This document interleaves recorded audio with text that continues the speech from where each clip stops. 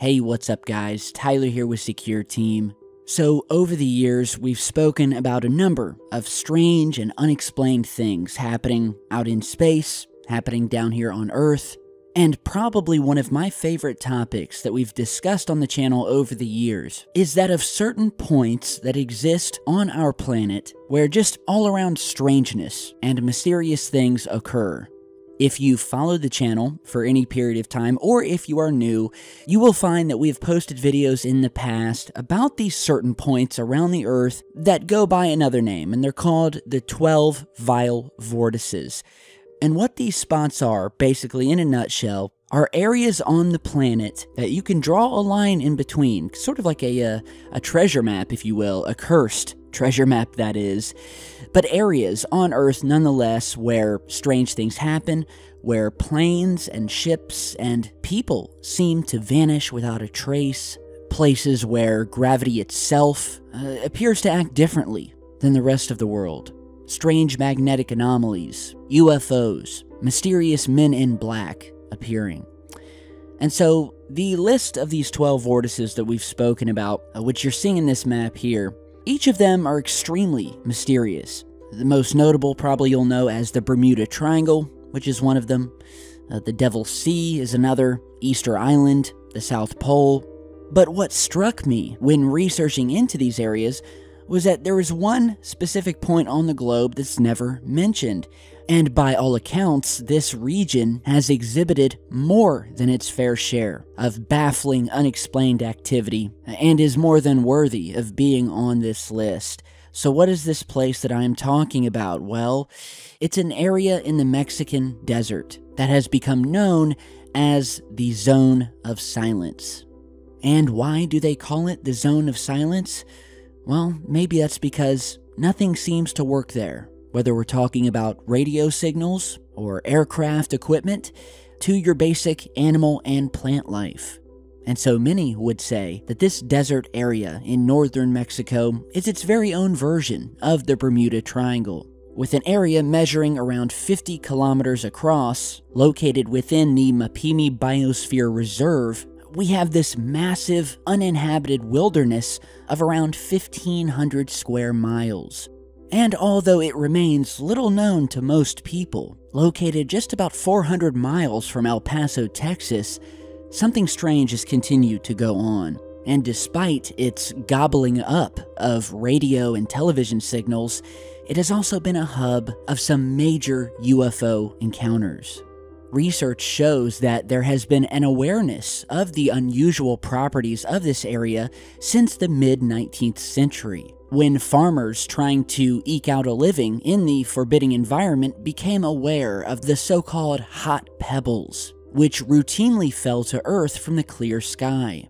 In the 1930s, a man by the name of Francisco Sarabia was flying his plane over the area when his radio had mysteriously ceased to function, then causing a collision and earning him the distinction of being the Zone of Silence first victim. It wasn't until 1970 that the zone first entered the public awareness when an American missile that was fired from the White Sands Missile Base inexplicably and for no reason went off course, veering off hundreds of miles from its original destination and ending up in the Zone of Silence. A few years later, an upper stage from one of the Saturn boosters used from the Apollo missions broke up over the same area. The US government later even sent a team down to the region to investigate its surprising and unexplained properties. As the years went by, it also became known that meteors were also strangely attracted to this area of the desert, striking it multiple times each year, and is what some have said is the cause for the dirt's mysterious magnetic properties. As visitors began to explore, they found that it was impossible to communicate with one another via walkie-talkies, radio waves. Even television signals cannot be received in the area or in neighboring ranches, which also may have attributed to the fact that nothing will grow correctly there, ranging from purple cactuses, upside-down trees, and various mutations of animal and plant life across the region.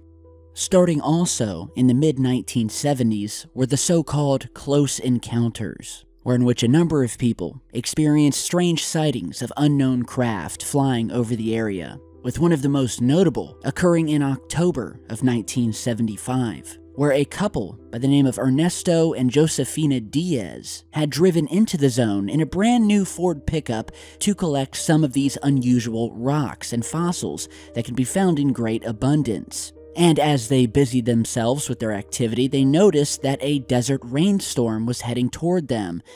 Hoping to avoid being caught in the flash flood, they wisely packed up their vehicle and sped off, but not fast enough to avoid the rain. Soon enough, their pickup truck was quickly trapped and began to sink in the soft terrain. And while the couple struggled to keep their vehicle from submerging into the mud, two mysterious figures approached them. They were described as two extremely tall men in yellow raincoats. It was also said that they both looked identical, but had some very unusual facial features. But nonetheless, the two men offered their assistance to help the couple get back on their way. And so the men instructed the couple to get back in their car and that they would push. And before the couple could realize, their vehicle had popped up out of the hole, but when the husband got out of the truck to once more thank the two men, he realized that they were gone. And more strangely, that there were no footprints or evidence of any surface feature that would have concealed their departure. Many people contribute this to one of the first sightings of the real men in black in the area, or men in yellow in this case. And so as the years have gone by, travelers crossing the zone have regularly reported seeing strange lights or fireballs maneuvering at night, changing colors, hanging motionless, and then taking off at a great speed. Just a few years ago, the diary of a man by the name of Hector Alvarez came to light, and that detailed the experiences of Mr. Alvarez, who was at the time a park ranger at the Mapimi Biosphere Reserve.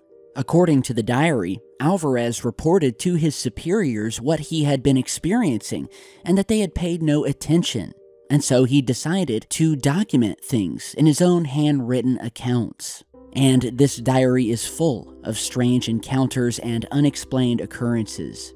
Mr. Alvarez wrote mostly of unexplained lights that he saw in the desert sky. While the park ranger saw his share of glowing orbs, he wrote most details about these flying, colorful triangles that he would witness above the reserve. He said that they measured about 6 feet across, with colorful, prismatic borders that appeared to be on fire. The inside area of the triangles had shifting patterns of color that seemed to him to be an attempt at communication. Sometimes the triangles would appear alone or sometimes in groups of 3. And that every time Alvarez tried taking photos of these triangles, each time his camera malfunctioned, and it would seem again that the Zone of Silence had lived up to its name. And in addition to the UFOs, the young park ranger also wrote about a bizarre happening one night when all of the research station's computers began to blare with a strange white noise, with many of them not even being powered on. And immediately after, it was found that the computers would no longer function, and it was discovered and noted that all of the motherboards appeared to have been subjected to high amounts of heat or radiation and were 100% unfixable. And so this is just a taste of some of the things that have happened in this Zone of Silence. And as I said before, the strangeness continues, with serious scientific researchers studying the area, but also having a hard time pinning down exactly where the boundaries of the zone are and where the zone seems to shift over time. Claims of increased magnetism, equipment failure, and strange atmospheric disturbances have all continued. The locals, for the most part, appreciate the increased tourism and the money that they make from it. But the question of what is really happening in this area may forever be a mystery, and will forever likely be one of our favorite Earth unknowns to research. And with that, I want to thank you guys for stopping by today. If any of you guys have ever visited this area or had family or experiences that you could elaborate on with us, put it down in the comments. Let us know what you know. And as always, subscribe and stay tuned because I've got a lot more coming, and I will see you all back in just a bit. Stay safe, guys.